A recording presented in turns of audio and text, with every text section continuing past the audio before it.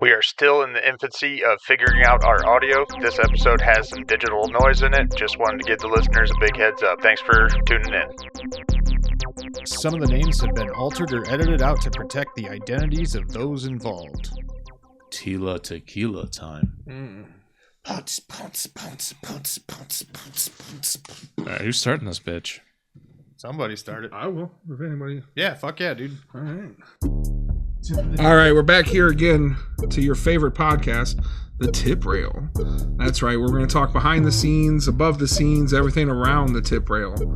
I'm here with a couple good friends of mine. Old homie from back in 62. His name's Porkchop. Whoop, whoop. I'm Porkchop, what's up? And then a newer old friend, if you will. He goes by Dave. Hello. That is me. He's good. New old friend. New old friend. Fantastic. Dusty but fresh. So today, normally we talk about, the fights and the rawness of the strip club. Today we're going to go more behind the scenes action. What it was like, if you will, behind the tip rail, not in front of it like you guys are normally used to seeing. So we're going to talk about like the maintenance of the strip club, having to get ice, having to get ones, maybe the process of hiring and firing people, the door girls, what they had to go through and their BS. So yeah, I think it should be a good show tonight. A rootin' tootin' good fucking time, apparently, right? Yeah. Hell yeah. Sounds like it. So, what's on the docket first there, John? So I say we start off with probably the most dangerous one. Ooh, shit. What's that? Changing out the light bulbs in the projectors. Dave, how many times did you have to help with changing out the lights in the projectors? Or did you? I don't recall. Honestly, I think it was just one time on Saturday or Sunday. It was a scaffolding job, and we there wasn't a bolt on one of them. We ended up using a screwdriver.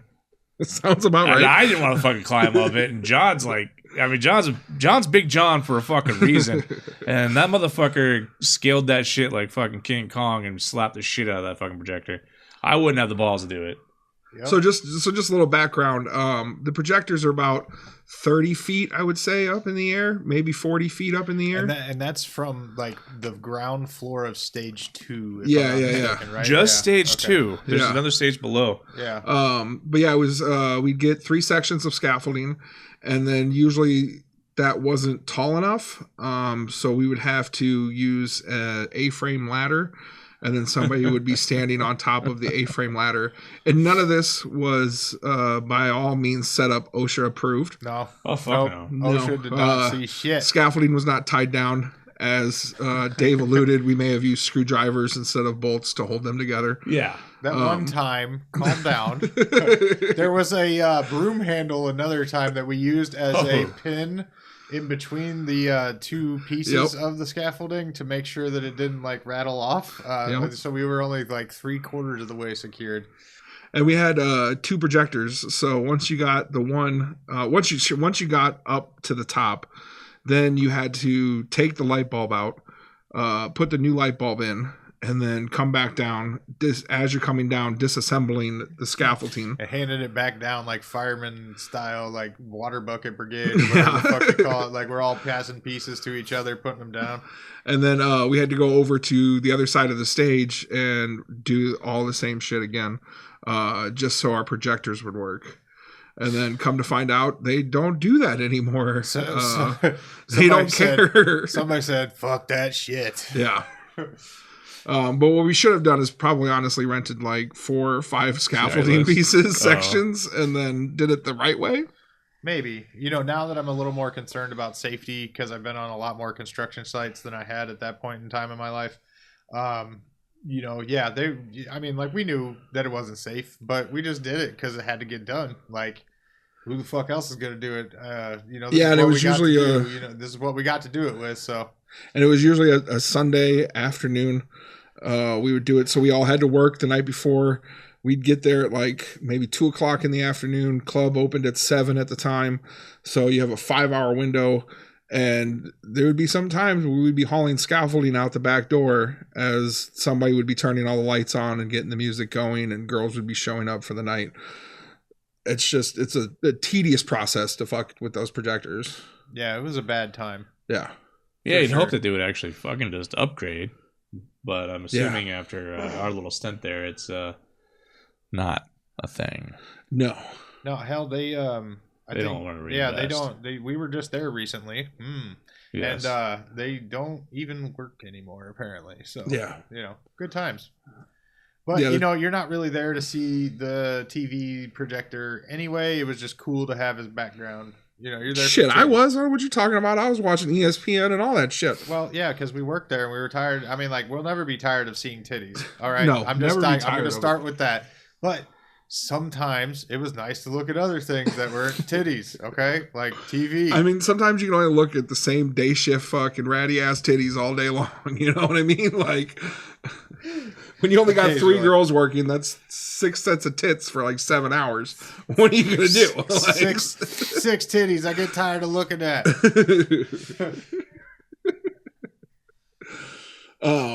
But yeah, that shit was just wild. And then finally, I think they ended up buying scaffolding shortly after my tenure there. Somehow we bought them, or we just never returned them. No, it was rented and just like never returned. They just left it out back for so long. And way to go, fucking other management.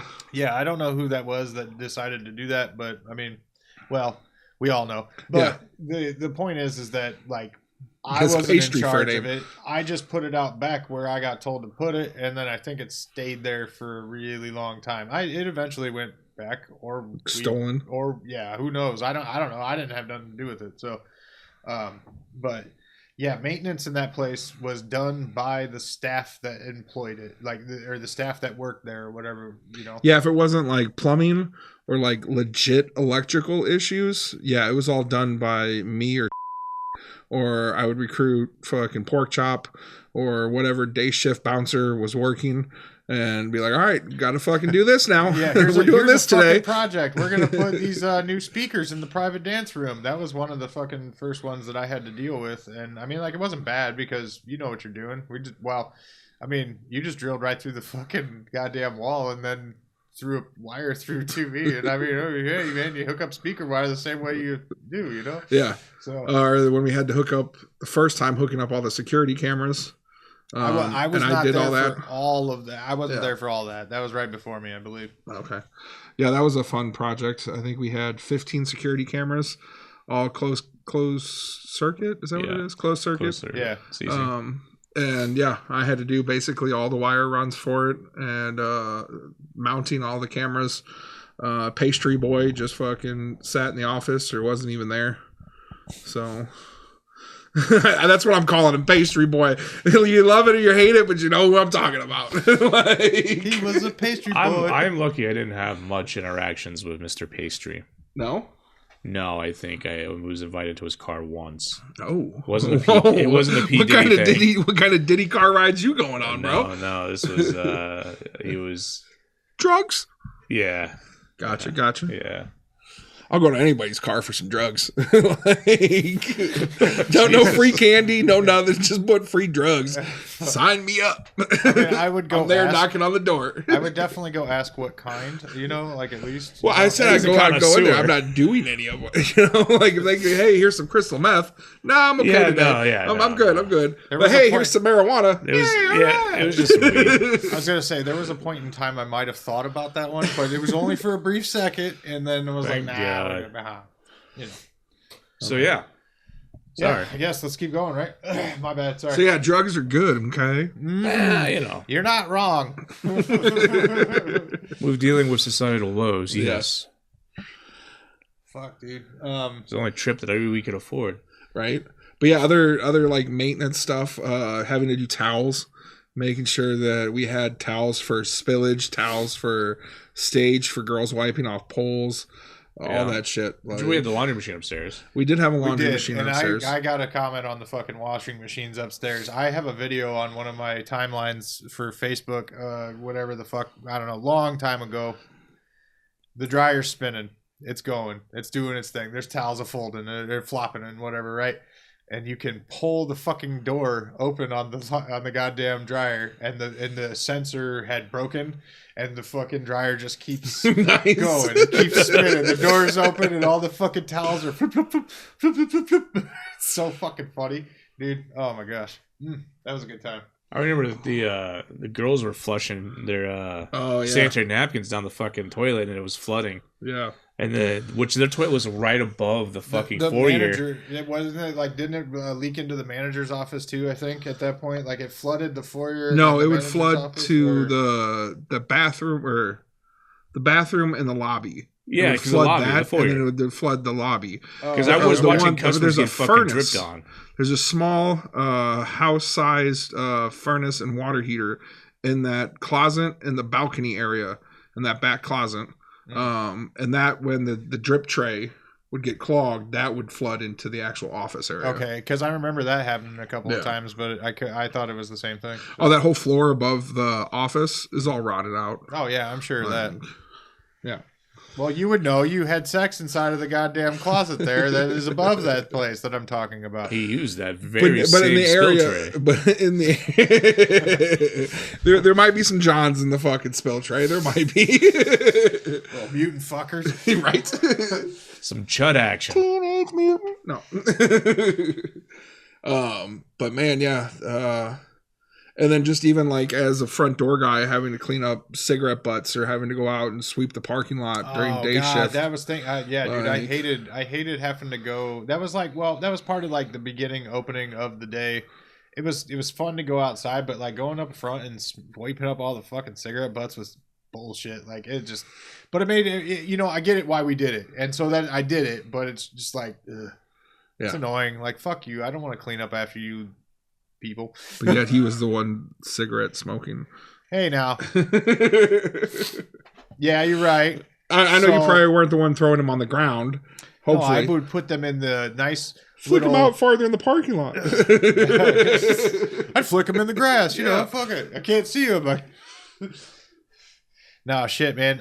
Another speaking of sweeping up the parking lot and shit, like when broken bottles would be out there. Oh yeah, that was like I knew that was like super important. Like get out there and get it cleaned up fucking quick. Like we got broken glass. And I remember hearing it over the fucking over the radio in my ear so many times. Well, I mean, the last thing is you want to hear some fucking drunk ass customer coming in bitching that they fucking fell and cut their hand on broken glass or pop their fucking tire or something. Yeah, so.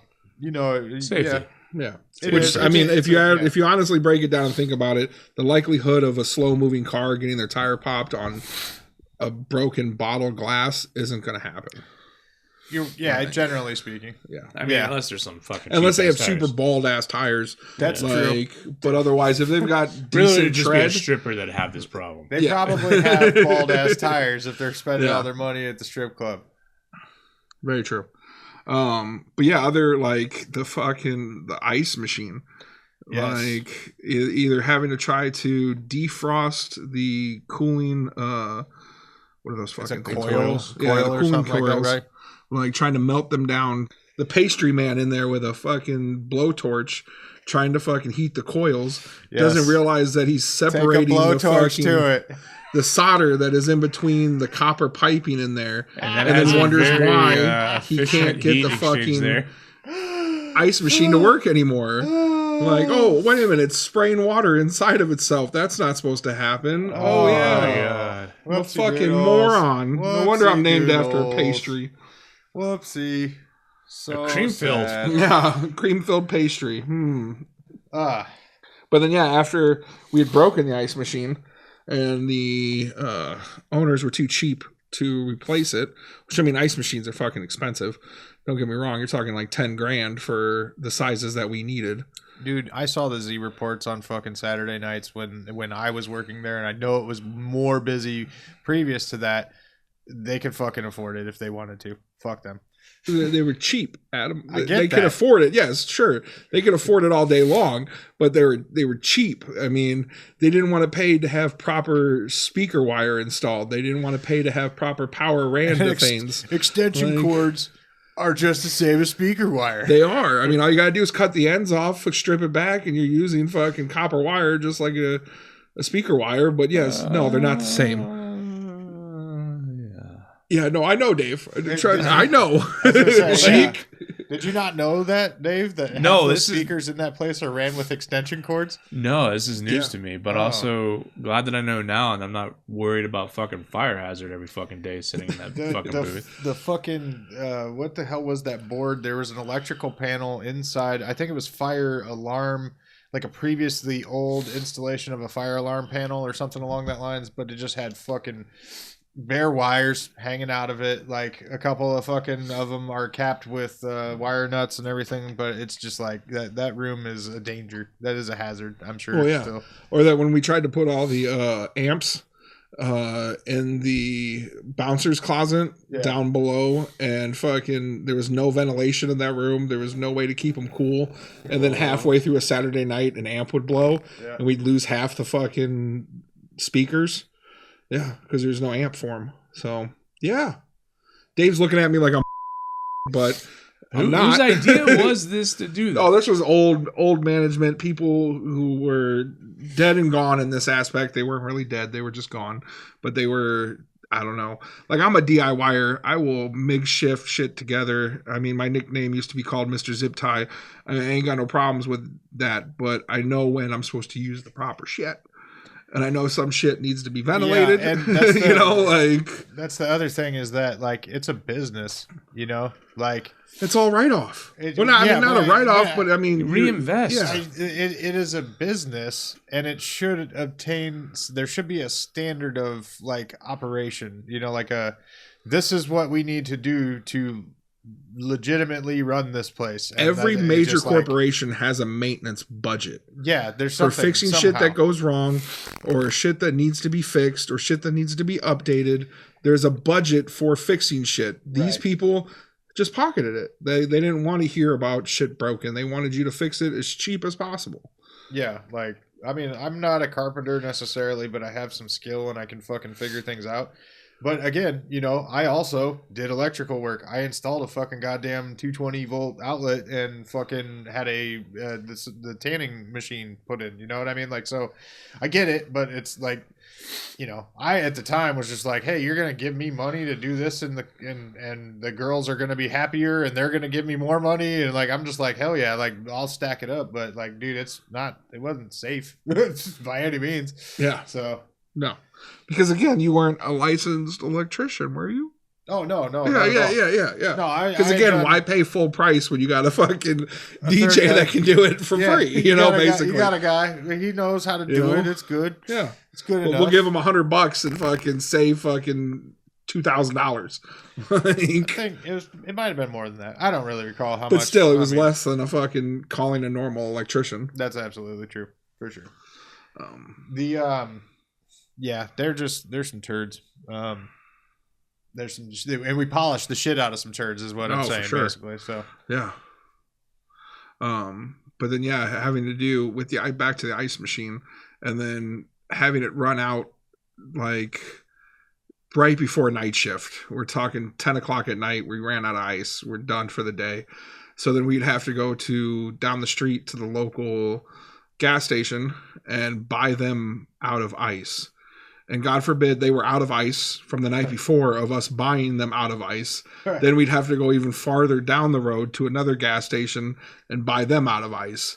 I mean, we were buying 15, 25 bags, depending on the night, of the big, large ice bags from gas stations, filling up the back of the truck, taking it back, doing fucking, you know, conveyor belt or whatever you want to call it, fucking getting all the bags inside, and then two guys would sit there and dump ice into the fucking ice machine for 20 minutes. It was a good time.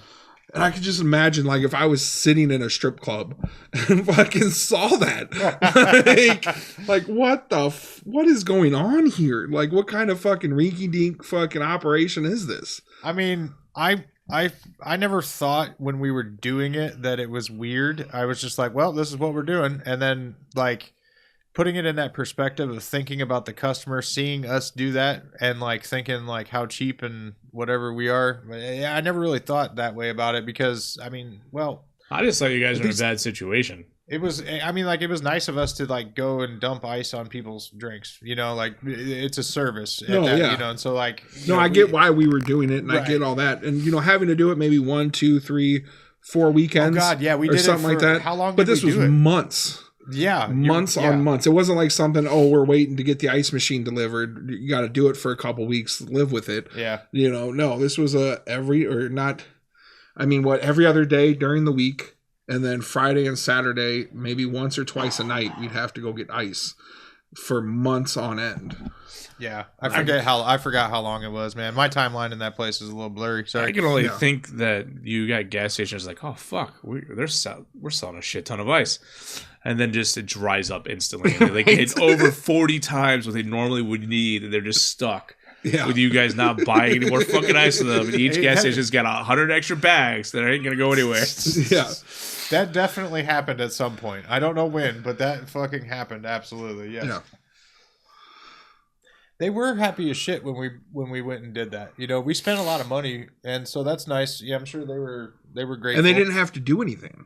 It was literally, okay, how many bags are you gonna get from the cashier's perspective? We're getting 20 bags. Bing, bing, bing, boom, boom. All right, 20 bags, give me $300. Yeah, we go walk back there and we loaded it. We did everything. Like the cashier should be happy as shit, you know. Like they got a $300 bump on their fucking POS at the end of the night, and they didn't have to do anything. Well, realistically, knowing the side of cashier work, inside of the tip rail of cashiering, we don't give a fuck. We don't care what fucking transactions happen during the night as long as we don't have to do shit, you know. Well, yeah, speaking of inside the tip rail cashiers, the door girls, man. Like, that aspect of the strip club, like, a lot of people don't understand that they're not strippers. Why are you not naked? How much does it cost to get you to get naked? You got morals. So you're a nice girl. Why don't you and me come, you know, go run away together? Like, dude, what the fuck? those door girls probably had to suffer more harassment than the girls that were getting naked. I can't say that for sure because I wasn't in either of the situations. But I heard the dumb shit that people said to them at the tip, not at the tip, the ones counter. And at the front door, because I worked at the front door and I was pretty close with everybody that worked up there for a while. And it's like, okay, you know, come on in, get your ID out and show it to the girl inside the window there. And, you know, like people couldn't follow that simple direction. And so how frustrating does it have to be, like coddling toddlers around? You know what I mean? Like they're just drunken fucking idiots. Well, not even, I wouldn't say they would more abused. Verbally, for sure. Verbally, 100%. Absolutely. More abuse. But ain't no guy stuck a finger in a door girl's ass. Ain't no guy fucking slapped a door girl's ass hard, you know, but no, they got verbally abused. For Sorry. sure. Yes, absolutely. I totally, you know, didn't even think about that particular aspect of it. Sorry. But no, all the dancers. But yeah, like you said, having to sit at that little window and for probably the second or third time have to tell the person to get their ID out. And they're like, well, I just showed it to the guy out front. Why do I got to show it to you? It's called redundancy. Exactly. It's called making sure the guy out front is doing his job along as me doing my job. Yeah. I prep you to get to her for her to take your money and put your wristband on. Yeah. And keep you your gotta ID show out. People your ID. I tell you. Yeah. Keep it out in your hand. You're going to have to show it again. And then you usually tell them at the front door, the door guy does, like, they ask you, what's the cover tonight? $15. Okay, they get to the window. God, it's so expensive. Why is it $15? Or when the fucking dickwad will, like, come through the thing and he's like, hey, that guy said I could get in for $5 or some dumb shit like that. And so then the door girl has to fucking holler at me over the radio, like, hey, did you tell this guy he could get in for $5? And they're like, hell no, I didn't tell him that shit. Everybody wants to argue about it for fucking 10 more minutes. Well, I got 35, 40 people in line waiting to get in at 2 a.m. on a fucking, you know, December fucking 28th or whatever the fuck day it is. Balls ass cold. Like, yeah, like, why the fuck is this guy taking up so much time? Like, dude, if I were a door girl, I would have, like, probably choked somebody. You know, like, realistically, I'm surprised I didn't actually see that happen. Because...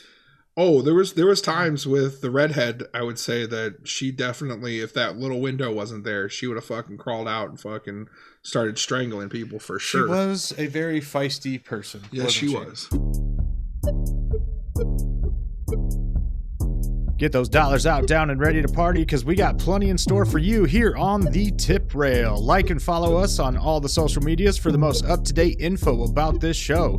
You can get in contact with us, the Tip Rail Podcast at gmail.com. And now, back to the show. But yeah, and then just at the ones counter, the guys who would be like, oh, you didn't give me the right amount back. And it's like, well, count it, because we've already counted it like 6 times before we even give it to you. That's what we do. We fucking count money. And they're not drinking. Yeah. It's like, I'm sorry that the dollars got stuck together and you're getting to 19 out of 20. By the way, they're probably pussy sticking juice because all of over pussy juice on them. Yeah, man. Sorry. You're getting the club experience. Yeah, right? Pussy juice and glitterade.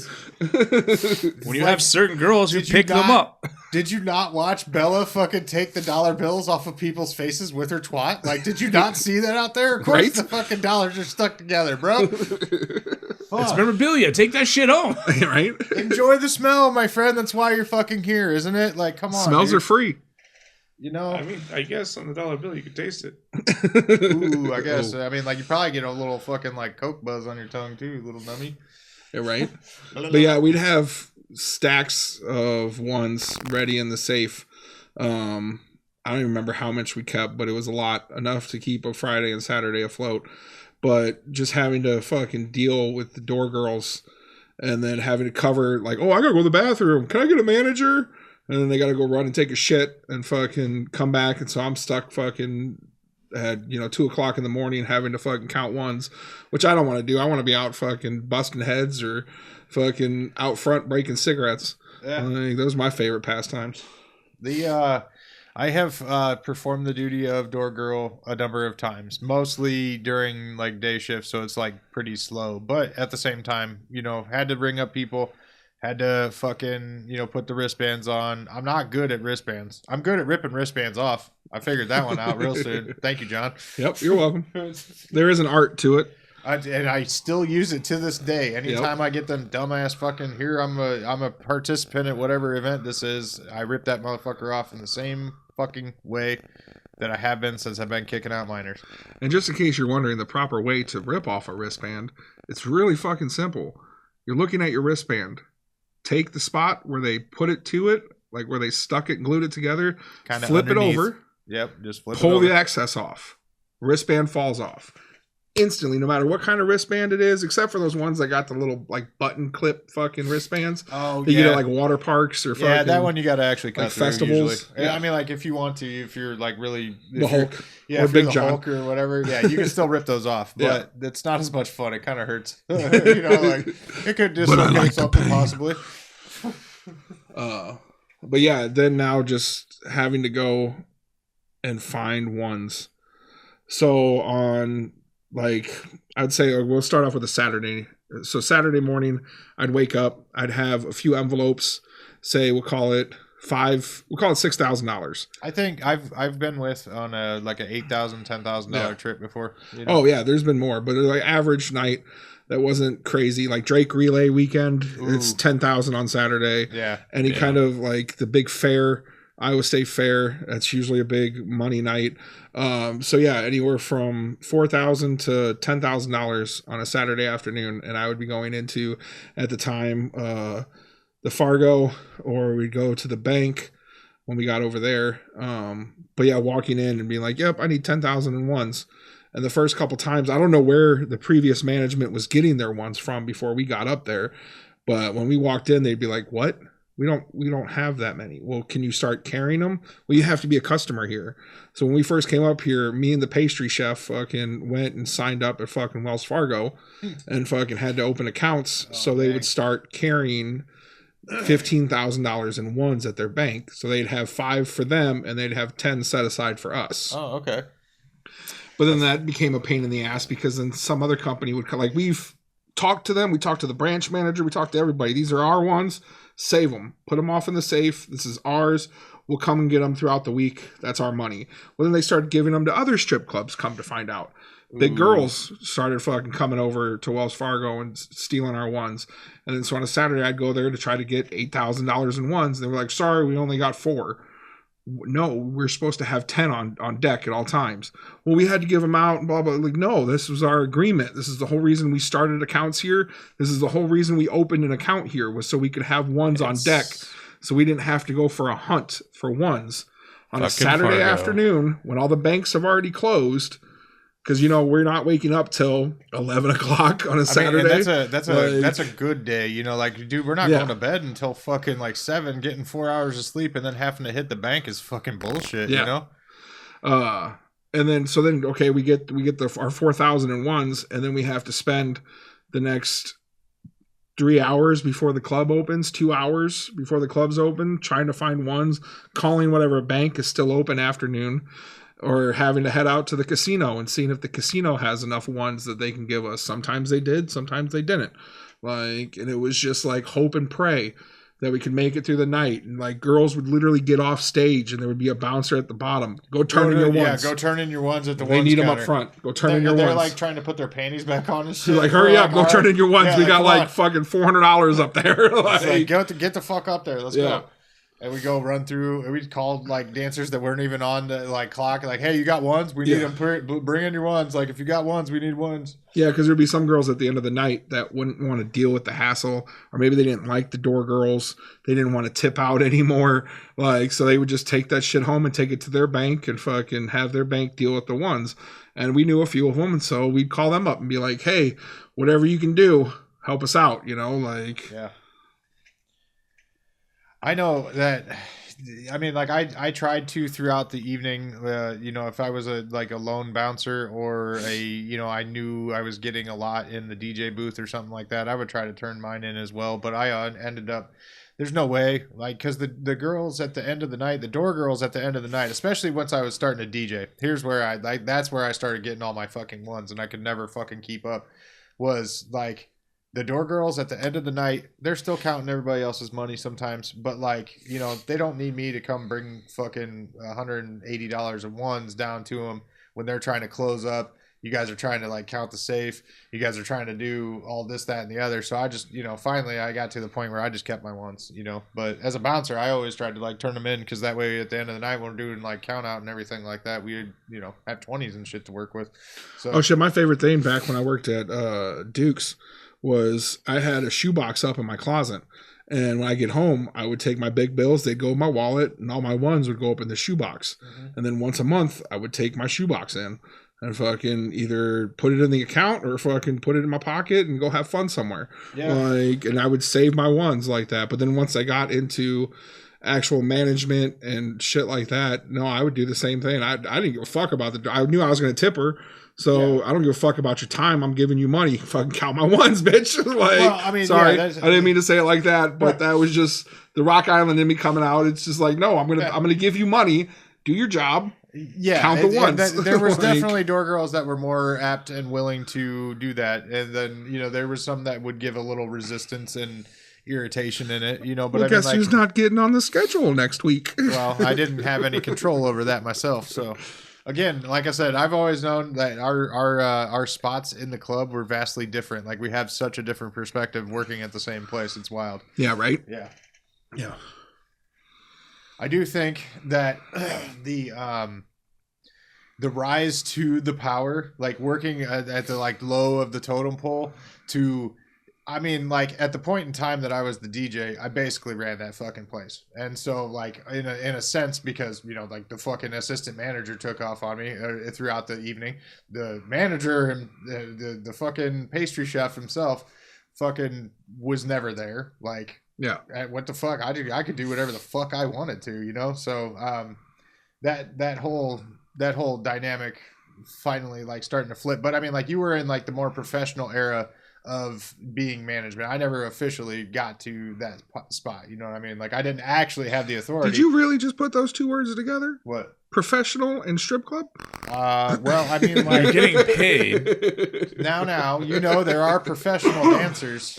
They're the ones that Just fly because they the got most. paid doesn't mean they're professional. That's what the fucking term I know that's is. what the definition is, but Hey, we did finally. Eva, that's all I gotta say. We finally confirmed. Okay, now you got the exception, but we finally confirmed there is no more amateur night at the Lumberyard here in Des Moines, and that is that is one sad fucking fact. I thought I knew it already, but I mean, again, I I've just been like hearing it traumatized. actually confirmed was just kind of like, wah, And that was the wah. easiest way to get insecure women on stage, insecure women to come in and try it just to see if maybe they would want to dance and see if they could make money. And you know what? Sometimes they did, and sometimes we got beautiful women from it. And sometimes we had to turn away people that should not be dancing and should not have been taking their clothes off to begin with. If you got enough confidence to get up there and take your clothes off, I guess do it. But like, you have to know that the unfortunate, the typical audience that goes to that does have a certain understanding and standard of what they're looking for in their head is not what most of the amateur ladies are looking like. You know what I mean? Like, you know, there's a lot of different body types. Fantastic. And but that's not. Oh yeah, no body shaming here. You know, I'm a big ass dude too. Yeah, exactly. You know, I'm fucking ugly as shit when you take my clothes off. So, like, thankfully, I'm ice funny. cream, so I you get know? it. I just remember like amateur nights, like your guy Black. I mean, Yeah, go ahead. Come on now. Come on, talk a little. you know, man, there's been quite a few times where it was just like he wanted a really hands-on approach of steering the talent or soon-to-be talent a certain direction, and it was quite interesting to watch happen unfold in front of me. Never mind. Just go. No. When we had the couple male amateur nights, Wait, how did we go from this to that? because it's all amateur night related. Oh, okay. But no, this was just a quick story about my guy Black. One of the male amateur nights, he was working security, and like none of the girls, like they couldn't get any of the amateur guys to go downstairs and actually give a private dance. Like they didn't want to do that. They were okay going up on stage, shaking their elephant trunk around a little bit, and then fucking getting off and trying to get their money. None of them wanted to make any extra money. And Wait, they didn't want to go down there and rub on a woman and just... There was maybe, out of my memory, one other guy. And like the one amateur night that we did that I remember that was actual amateurs, we didn't bring in ringers or anything like that.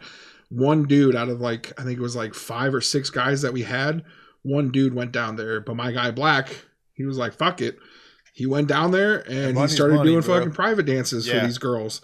Like, and he made a whole shitload of money that night. He was the only bouncer on fucking the clock, so he got to keep all that money. Yep. Like, and I didn't hate on him for it. I still don't have like congratulations. I wish I could have done it. I mean, I probably could have. Yeah, because I mean, honestly, like, I probably could have. Like, I was a little thinner then, a little bit more agile. It's not even the thin part of it, dude. It's just like confidence. It's literally like the male amateur nights when the women are actually more crazy customers than the guy. Well, okay, again, even if you're not including amateur night, like girls in general when they come to the strip club, are way worse than guys are. Because they figure, I got the same parts, I can touch. Or it's like, no, bitch, you still gotta ask permission. Yeah, like, exactly. So like the when the girls get together to come out for the guys to be there, they are fucking ravenous for any of them. I remember when Magic Mike came out, right? We like, this is after you and stuff, and it's like, okay, so Magic Mike came out. They did a very large promotion there to get everybody to come, and it was fucking popping. It was just as busy as like a fucking Saturday night, and it's all women, right? And there's me as a bouncer, and there's one other fucking bouncer, and we are struggling to fucking like actually keep up with these people. We made like ridiculous money. They're all trying to fucking like touch and rub on me and shit, and I'm just kind of like, what the fuck is going on? Like, I am not an attractive person in my. I could have had all kinds of sex in that place that night. It's fucking insane. I was just like, what is happening? Like, y'all like are wild. So like. Yeah, I props to my guy Black for doing that. Back to what I was about to say a little bit earlier about the amateur females that come to dance. And sometimes when a new girl starts, you have to determine how much she's willing to do, and I think my guy Black was the one that was interested in finding that out. Basically. Yeah, I think you could say that. And I don't mean just like sexual favor type shit, like, but I mean just like, what are you, like, we'll help you make money, yada yada kind of thing. Like, he's a coach. Yeah, if you want to call it that, right? A promoter, if you will. I always tried to promoter. Fantastic. I always tried to steer them towards a dancer that I knew that was good, a dancer that I knew that knew how to take care of people, a dancer that knew how to show up on time, how to be ready, how to fucking like do her shit on stage. I would try to pair them up so they could talk, they could do whatever. She could give them some words of wisdom, like. But no, yeah, my guy Black, sometimes he definitely pushed the envelope. Yeah, he did, he did. And I mean, like, it wasn't every girl, because I think that, like, but I mean, I did the same taste. I did the same thing. Taste. I mean, I'm not gonna lie. There's a few times where I took some girls down to private dance that I knew weren't gonna make it, just so I could see them dance naked. Like, it wasn't that I was gonna fuck them. It wasn't that I was giving them any kind of quid pro quo or anything like that. It was just like, okay, you know what? You're a different girl. Let's go see how you look naked and how you dance. Because I don't remember you from fucking Friday night. Yeah, like it's now Tuesday. Yeah, exactly. Like, I did amateur night the other night. Can I have a job? Like, I don't know what you look like naked. Because, like, do we remember amateur night? No. And as management, I'm not standing around for all of it. Because there's all kinds of shit to go fucking deal with. Fucking the front door, other dancers, fucking ones, fucking the radio DJ, the fucking actual DJ, the second DJ that we brought in. Like, so yeah, there's other bullshit to deal with. But amateur night was a good place to get the girl that wanted, the girl next door, the girl that you see at the grocery store that you were like, man, she would look good naked. Like, and you can't nowadays. Like, I've been going around the last couple of years and been like, there's no way in today's atmosphere in the world that I would be able to go up to a girl at fucking Casey's or Hy-Vee that looked fucking great and been like handed her a business card and say, hey, come out to the lumberyard, make some real money. Like, in this day and age, that shit's not going to happen. That's exactly like, that's how we. Again, I remember those fucking exact words, like, being said to customer girls. Yeah. Like, and it's like, how else do you really, it's weird, but yeah, you can't really do that in public now, for sure. I think they probably still could at the strip club. Be like, if I went to another strip club, like, but then you don't want to poach either. You don't want to be at a fucking another strip club and trying to take girls from that strip club. No, I just meant like customer girls that are in the club on a Friday or Saturday night or something like that. Like, you're out in the foyer or whatever, or I fucking like it's had to happen in the fucking front line and shit like that, and it's like, damn, like, you need to come work here. Yeah. And it's like, I get it told in my ears. Like, the pastry chef is like watching the cameras and he's like, hey, tell that girl she needs a job. And I'm just like, all right, like, I'm doing my job because my boss is telling me to do my job. And it's like, advertise for the club, try to attract recruit new dancers, basically, you know? But then outside the club, like, we would go to the Iowa State Fair and hand out coupons. We would go to the Good Guys Auto Show and hand out coupons, and then that would be another place you could try to find. When we did Laser Fest, that was another. We would try to recruit people through that too, and it's like, come make $500 to $2,500 on a Friday and Saturday night. Like, for a good girl, that's easy money. Like, for a smoking hot girl, that's no problem, because we were bringing the customers in at the time. Like, as long as you can work and you can fucking walk around and ask people for money. And you're not you're not a straight up see you next Tuesday. It'll work. Yeah, you can literally make $400 an hour in that place. That is like, I mean, like, you can make more than that technically, but like, average wise, as far as like song length for private dance room versus song length of an hour of music from the club for VIP time, I think it works out about the same, realistically. You know what I mean? So, like, unless you have a ballin' ass stage. Ooh, there's one story for a different day. You remember those snowmobile kids? Oh, yeah. That fucking stunt they wanted to pull. Yeah. Oh, that was wild. Okay, anyway, for another far off Tuesday. I got a category about customers. But no, amateur night, just having to deal with the hiring of hot girls, and then the disappointment that you would see in some girls' faces when they would lose, thinking that they had won, and then they still try to come get a job, and it's just like, no, like, sorry, like, you're just as big as I am, please. Like, your husband may love you, he may call you sexy and beautiful, but not every guy in the world is going to call you hot and beautiful. It's almost like trying to spare their fucking feelings and shit sometimes when you have to do that. It's like, look, you're literally gonna get laughed at by people on the fucking stage. Like, and that's the thing is, like, after you left, John, like, we did hire some larger girls, and it's like they did make money because honestly, there was one that was a larger girl that like just had a real filthy fucking mouth, realistically, and so like, you know, she had a lot of tit to work with and everything, but it's like, you know, like her money came from the way she talked to people, basically. So like, you know, that she had like a, and I'm not trying to say that big women aren't beautiful. Like there are the general customer that will come in there. You think of a lot of college fucking, kids. Yeah, they are the assholes. The young men who don't have like. They're sorry. Go ahead. No, go ahead. I'm interrupting. They are the type of asshole that will like snicker and fucking laugh and like, you know, make like moo sounds or whatever the fuck, you know, from the goddamn, you know, from the tip rail and shit. And like and then the other thing is like, I've seen it happen where that bigger girl will get on stage and everybody runs away from it. Yep. And it's like, and that's gotta suck.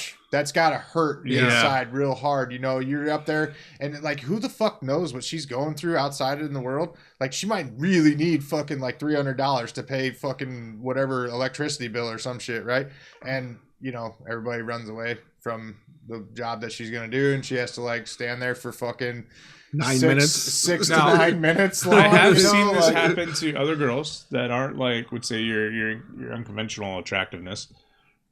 But yeah, I've seen it happen to some girls. Oh no, it's all about, it's heartbreaking in a way, and it's like, it's kind of like, it's all about the personality that the girl gives off. Is that they got to have a good, upbeat, fun personality. If you're dark and demented and you hate everybody, you probably shouldn't be working in a service job.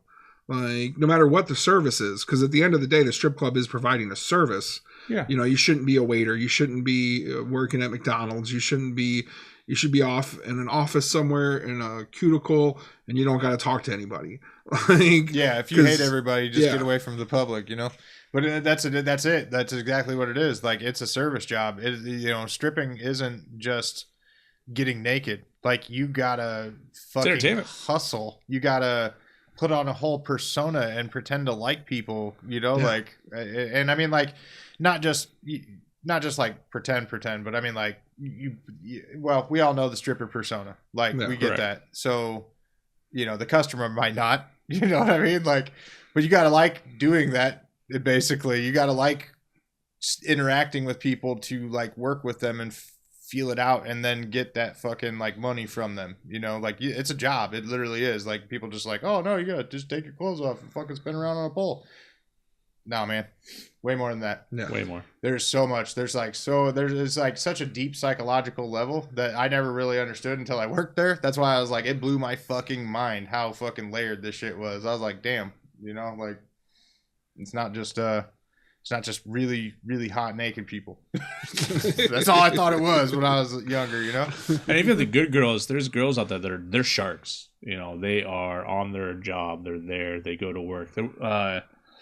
I think you're the one I'm thinking of that was really, she's the one that got in trouble, I believe, in Cedar Rapids. In a minivan. Okay. Yeah. The one I'm thinking of, and she would just come in and she just worked. I don't know if I could say it. I think it was. Yeah, it was. Yeah. So. And then, but she would just come in, she was the one that just did private dance that the DJ would keep off the stage, and that was where the issue came around for his particular job. Yep.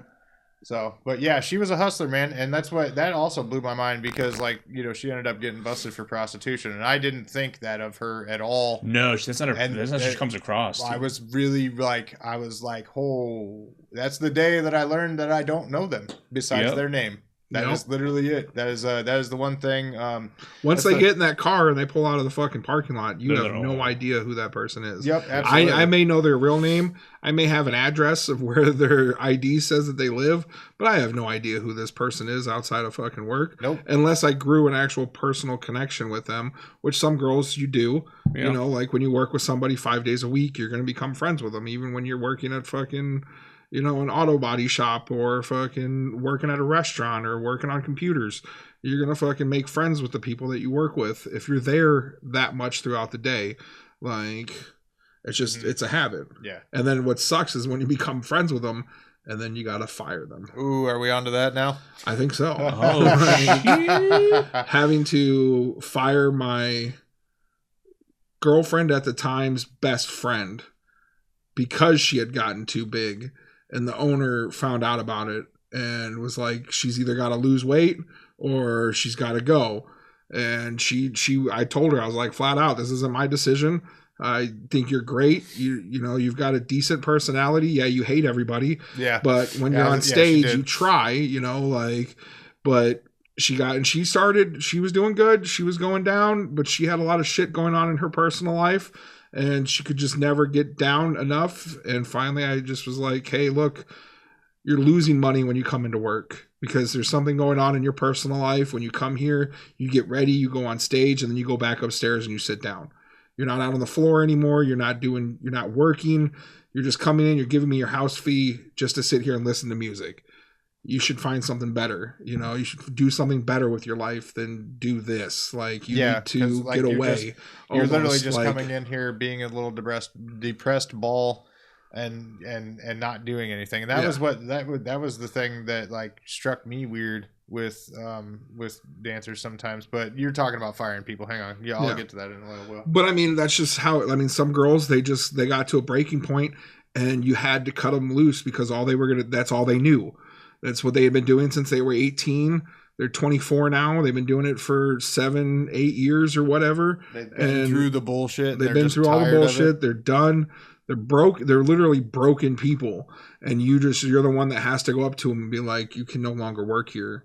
Like, for yada, yada, yada reasons. But it sucks when it's your fucking girl's best friend. Yep. You know, like, and then you know you're going to go see this person on a Sunday afternoon for a fucking church lunch or fucking what birthday parties or Christmas or whatever, you know, like. Yeah, that definitely couldn't be fun. But then there's other fun ways of firing people, you know, like when you catch them down in private dance, blatantly giving fellatios or penetrations, and then they don't believe you, and then you have to fucking drag them down to the private dance camera system. I'm going to show you right here on camera. Look at that. And here's the point in time where that dick entered your body. I can without see a condom. Yeah. You raw dogged that customer for free. No, for free. Oh, God, I forgot. She didn't even get paid because you stopped it before it happened.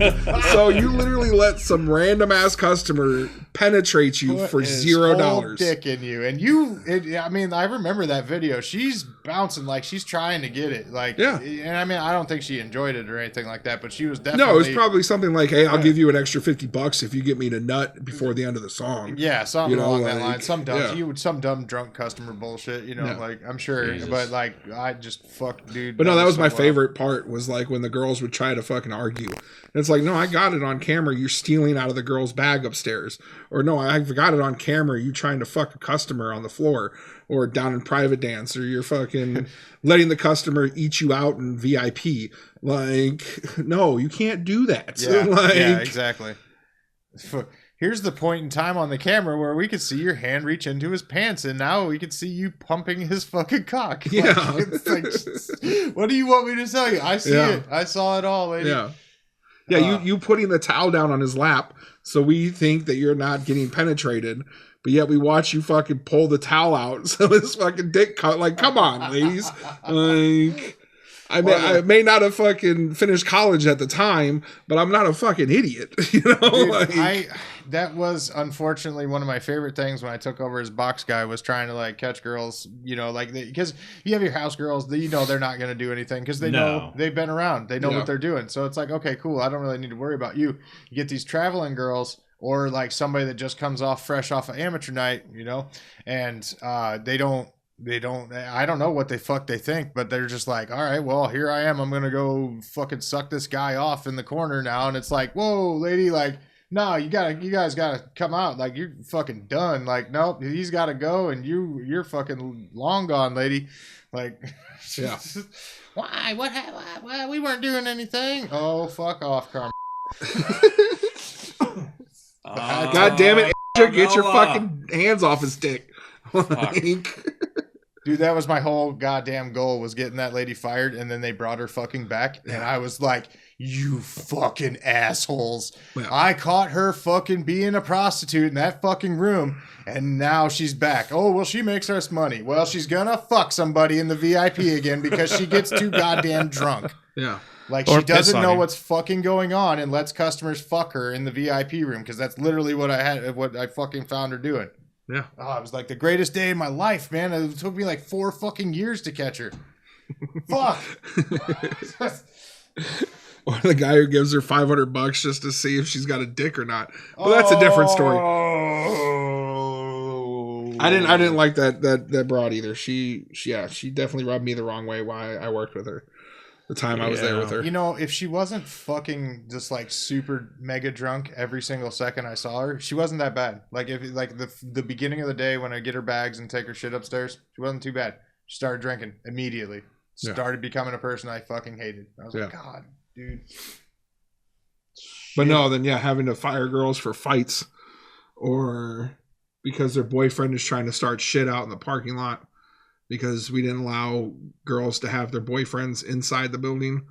And then once they found out that we knew that was their boyfriend, they would try to fucking bribe me and the pastry chef for fucking, well, just come on, we'll give you $20 if you just let him sit in the corner. He's not going to do anything, blah, blah, blah, blah, blah. Why the fuck He's do you just going want to sit there. Why the fuck do you want your boyfriend to watch you strip? I'm and guessing dance because on he's other probably people? a cuckolder and fucking wants to see other dudes touch his girl. I mean, You know, maybe, but like, But no, Or make most sure of the she's time- not cheating. Most of the time it was because either A, he didn't trust her and that thought that she was going to start fucking people, or that he was there to protect her.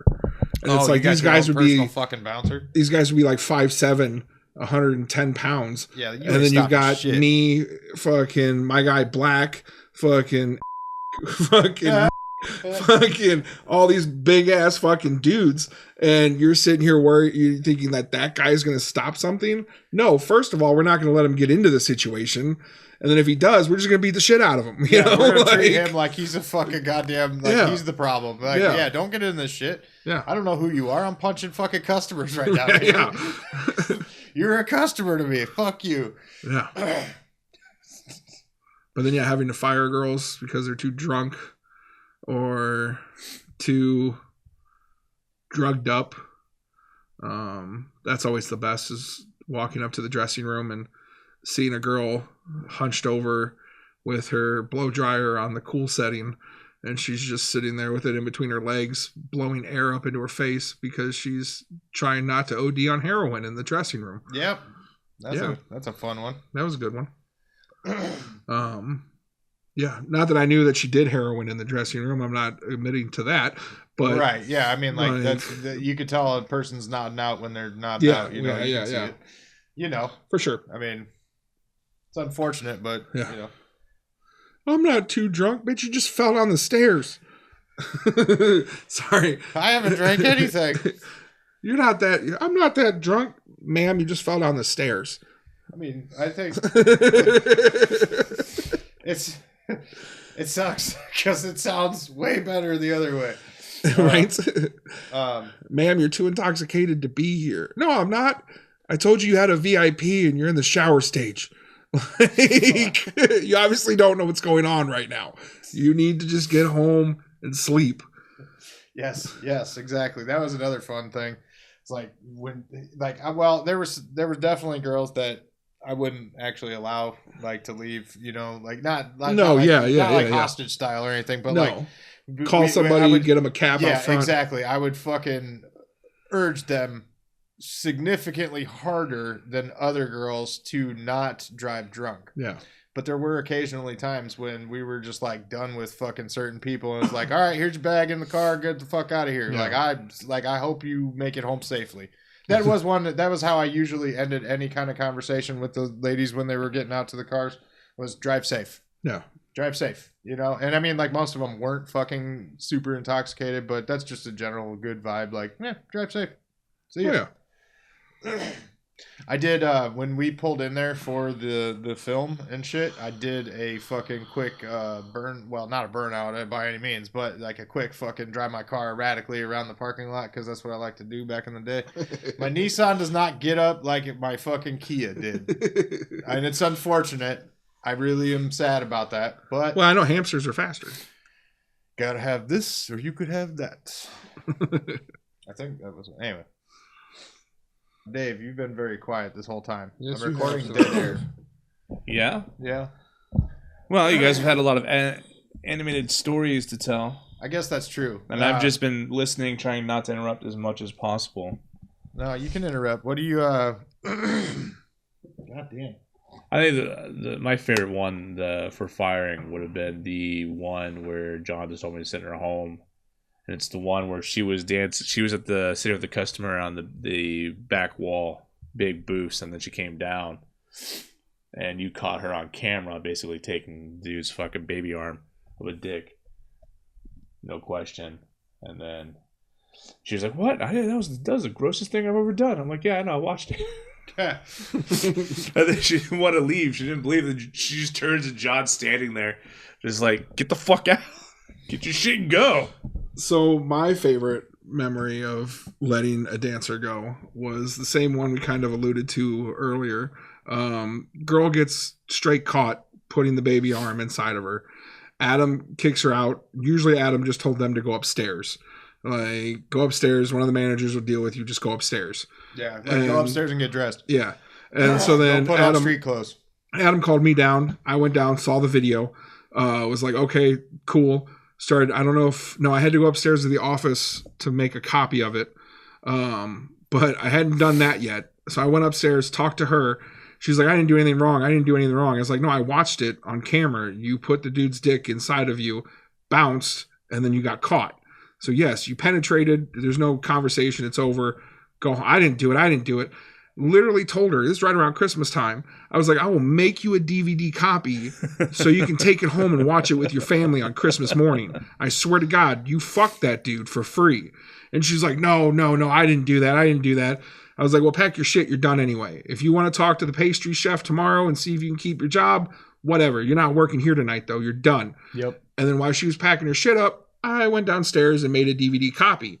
When she was walking out, I gave her the DVD copy of her fucking or getting fucked on camera for free.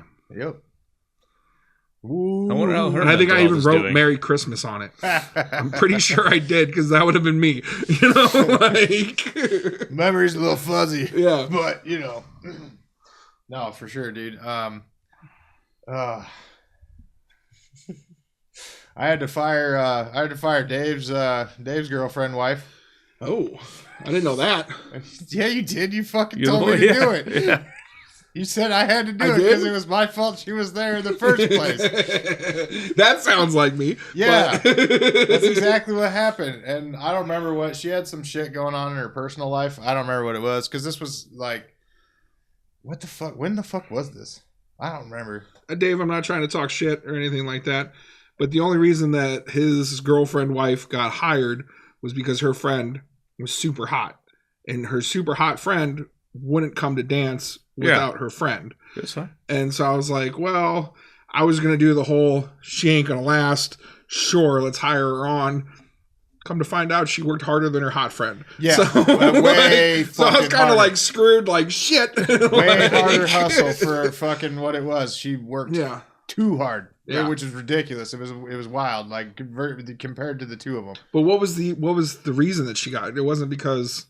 So from what I was told, there was a beef between the then girlfriend of Porkchop here, and they didn't get along. There was some drugs seen. I don't know the full thing. I got parts of the story. It didn't make any sense. I got a text message or a phone call or something, and then I think I talked to you, and you just said you weren't having it, and I was like, okay, nothing I can do about it.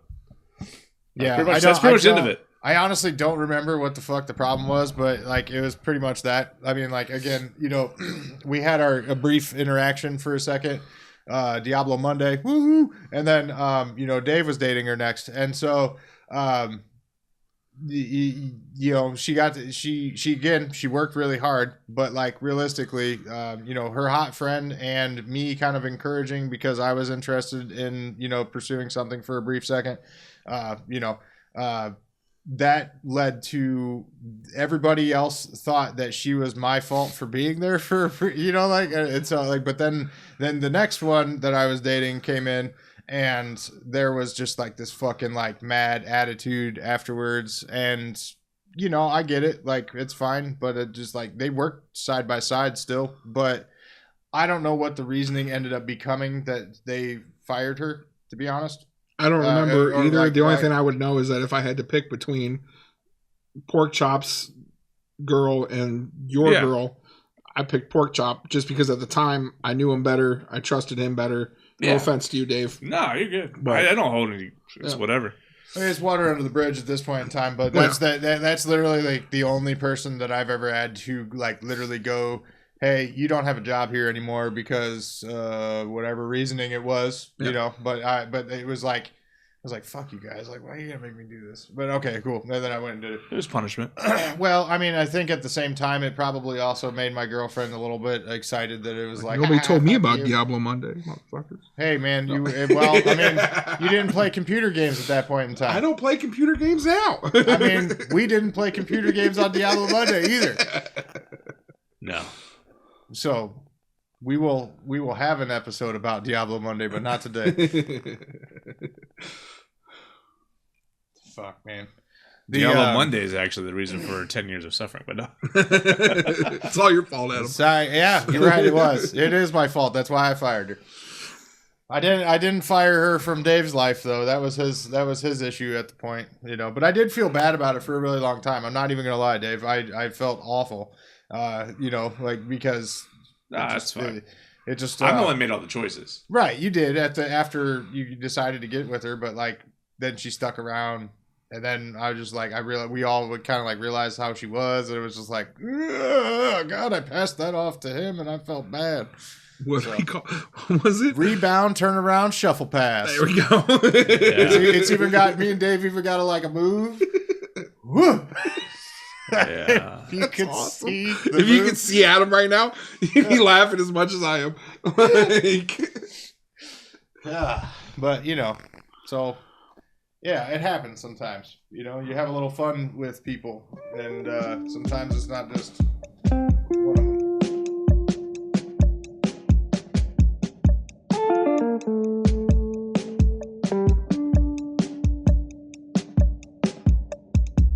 What? Okay, so since we have already talked about amateur night just a little bit, what's your favorite memory from amateur night, Dave? Favorite? Yeah, just think about amateur night. You know, John, you too. Think about it. I was gonna say, do you want some more time? Because I totally got one. There's two, but one's not really a favorite. It's more of trauma. Oh, okay. Well, this is the space for it. But I don't want to come off as very insensitive. It's okay. Tell the story, and if it fucking has to go, it has to go. Okay, so we'll do the one that I have PTSD, where I can actually relive the moment, see the moment, and almost taste the moment. Yeah. Amateur night, and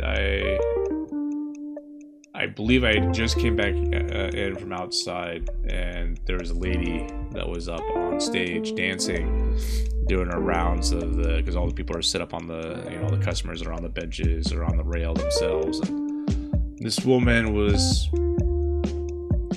a very larger lady, very large breasts, but they were very droopy. And when she was on her knees, literally her nipples were scraping against the floor as she's crawling. Nice. And I just kept thinking, like, this is someone's grandmother. The whole time I'm sitting like, grandma's over here dragging her nipples, spreading her ass, and I'm just watching people just like freak out. And, like, the customers just were not prepared for what they were watching. And I was just like sitting there like, man, I wouldn't want to know that grandma was out here doing that. And where's Grandpa, and why is the financial situation so bad right now? Nice. Okay. So that's my traumatic. Nobody ever one. wants to watch Grandma on the tip rail. I think my Nobody does. favorite one is it wasn't really because of like any dancers, but it was just the first time that I had saw. I think we even hired her.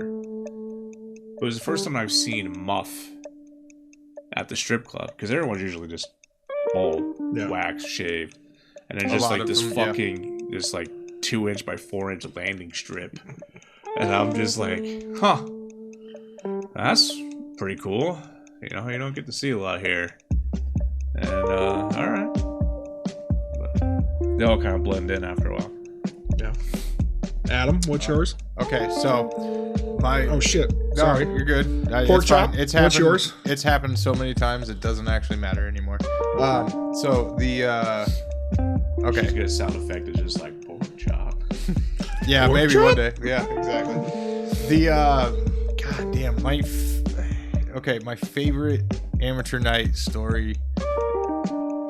Oh, god damn it. I got two technically, but I'll tell the one first because it was funnier, but I think it's from the same amateur night, to be quite honest. There was a girl that was getting it, and like she was doing like not backflips per se, but like just gyrating her body quite significantly.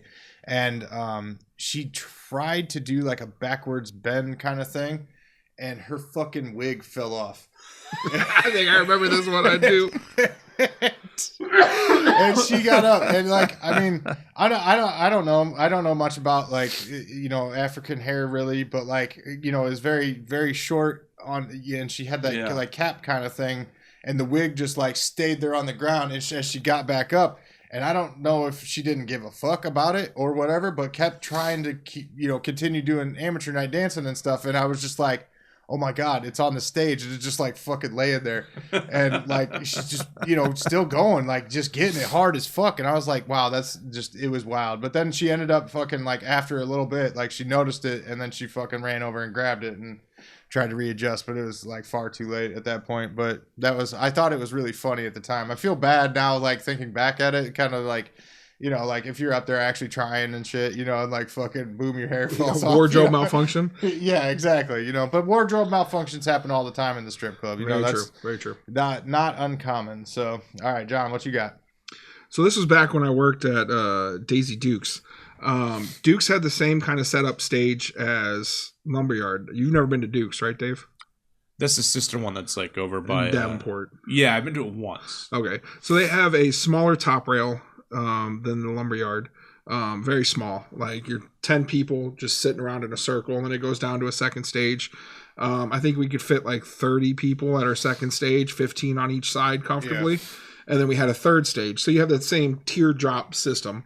But so this was amateur night. We did the same thing, but unlike the tip rail at the Lumberyard, instead of them sitting on the tip rail, we had to bring out chairs because there was nowhere for them to sit.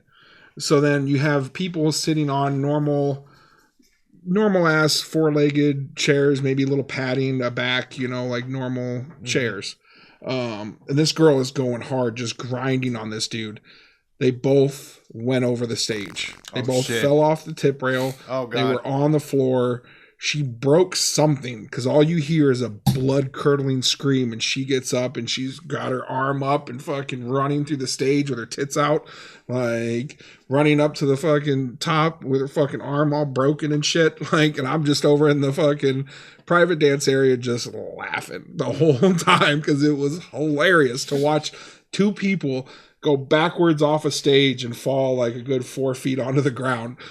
Like, the guy was okay. He was fine, but the girl broke something or did something. It was hilarious. That's funny as shit. All right, so last time I think what we do when we what is a piece of advice you want to give to a customer to the strip club about the strip club? A piece of advice for a customer about the strip club. My piece of advice, something I tried to tell the girls all the time when they'd come up and bitch about, oh, there's no money, and you got a sea of people sitting out there. Yeah, maybe you've gone up and asked everybody if they want a private dance, and they've all said no. But when you have a room and there's 200, 300 people standing around, sitting around, you're going to put a little work in, but go up and do a dollar dance. Because if you hit even half of that, that's 100 people, that's $100. Yeah. You know, or if there's more, 300 people, you get half of them, that's $150, you know, or you get the whole club, that's $300 in your pocket. Yeah, you did a little bit more work, but a dollar dance, 15 seconds, you know, 20 seconds, maybe 30 seconds at the most, you know, boom, boom, put your tits in their face, you walk away, you got $1 or $2 in your pocket. So even look out, even if there's not money for private dances, there's usually guys out there with a few dollars in their pocket willing to get tits in their face on the sidelines. Not necessarily, don't go up to the tip rail. I'm not saying that. Do not go up to the tip rail and ask for money, but go to the guys sitting around the back walls or sitting up in the corners or whatever, because they usually have money. They just don't want to go up to the tip rail. Right. Yeah. That was good advice for the dancers out there. Do you think any dancers will listen to this? They didn't listen the whole time I worked there, so why the fuck would they listen now? Nope. I think hang on before we get to the next piece of advice. I think that speaking on the dollar dance, I thought that like over the time from when I was a customer in my youth, the dollar dance or the table dance, as it was commonly referred to, was, you know, like a lost art by the time I started working in the club. Oh, like, for sure. They didn't do it at Lumberyard that I saw. And then like there was ones that like, okay, it always fucking pissed me off when I was DJing and the girls would come up and be like, this girl's down on the floor doing something. And I'm like, yeah, she's making money because, like, you know, she's got her ass out and shaking it for people. And it's like, she has her panties on. She's not showing fucking pussy.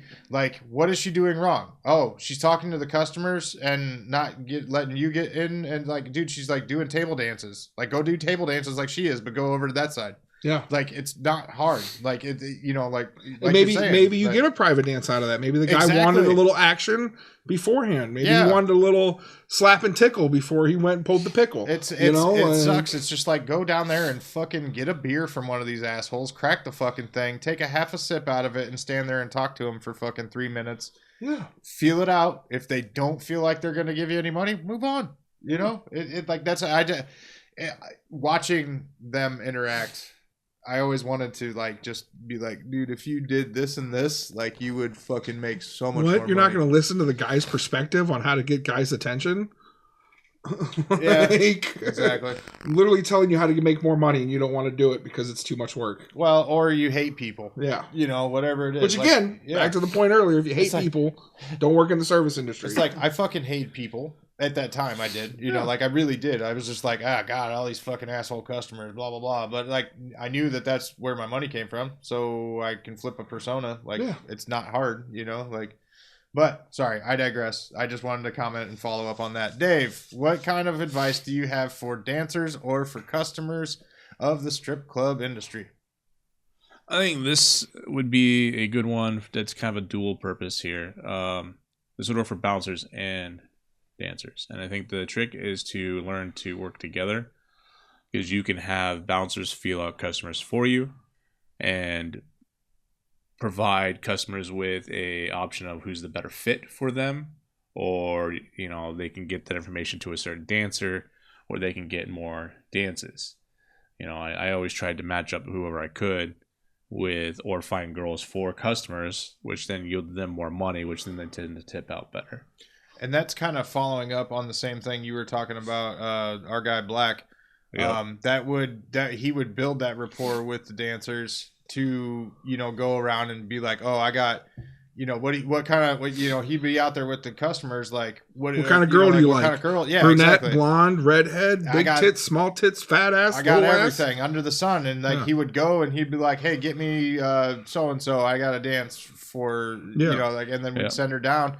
Oh gosh. Wouldn't they get so upset when you go into the dressing room and like, hey, I got to dance for you down on the floor. Hey, Stephanie, I need you downstairs. There's somebody who wants you. Yeah. Fucking Bridget's over here pissed. Why do I have to? What? You want me down there now? Yeah, there's a guy that wants to give you fucking money. Aren't you here to make money? Go down there and make it. Like, some girls were just very like repulsed lazy by getting money. They just did not want to work. That's, man, dude. It touches on that same thing where the girlfriend's friend would come in, clock in, go on stage, and then go sit back upstairs. Yeah. And like it happens so often, especially as I was like being a DJ, I'm right outside the booth. All they do, they come back up and sit back down.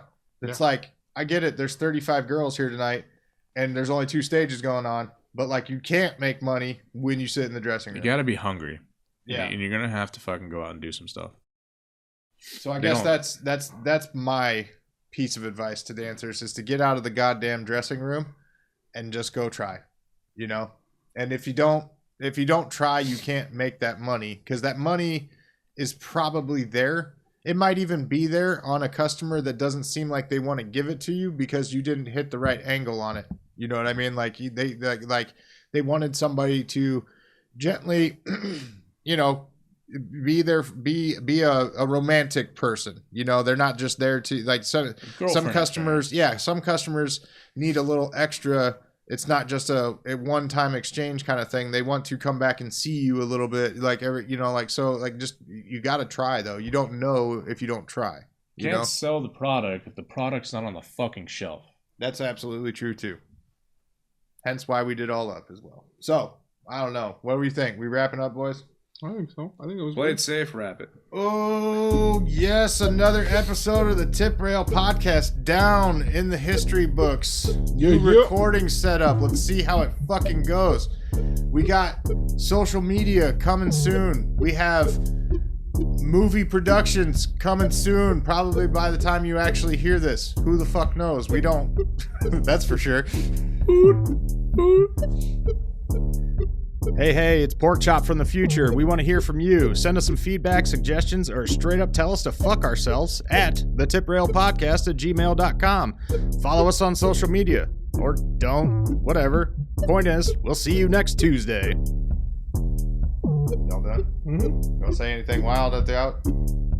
Why are you just going to fucking erase it anyway? Adios, amigos. I only erase times when you talk about committing crimes. Oh, I'm sorry. What crimes have I talked about? I think We all talked about doing drugs. well, that's not the kind of crimes I'm talking about. I'm talking about other crimes. Like setting things on fire? No. Oh. I don't remember setting anything on fire. Not yet.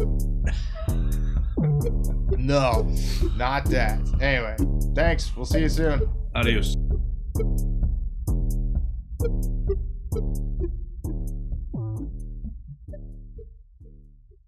Pastry boy.